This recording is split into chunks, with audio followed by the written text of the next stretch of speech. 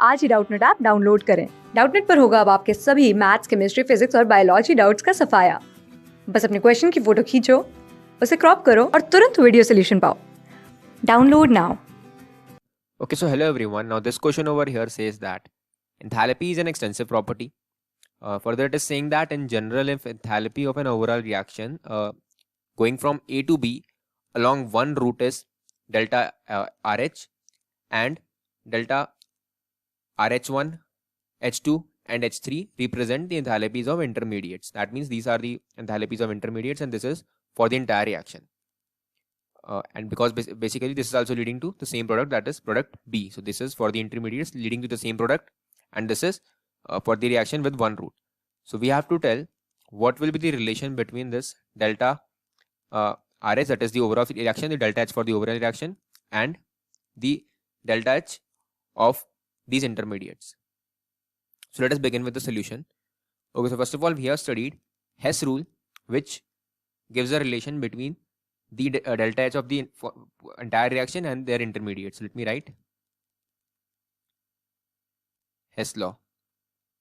So according to this law, let's say, let me explain this with an example. For example, we have A giving us final product B,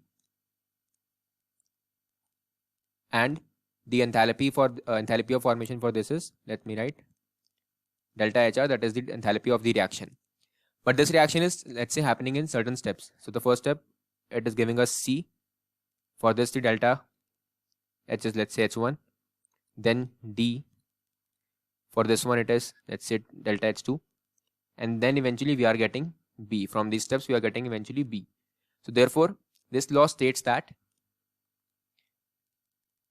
the enthalpy of reaction, that is delta HR, is equal to the sum of the enthalpies of the intermediate, that is delta H1 and the enthalpy of the second one, that is from C to D and from A to C. So this is what this Hess law states. Now in the question we have been given that this delta RH is for the entire reaction from A to B, and delta RH1 plus RH2, RH3 is for the intermediates up to this is going up to the infinity. So from here we can say that, let me write. So from here we can say that delta H for the reaction will be equal to delta reaction for the one plus delta H for second reaction plus delta H for third reaction, and so on up to the infinity where the reaction ends up. So this is something that we can conclude from Hess law.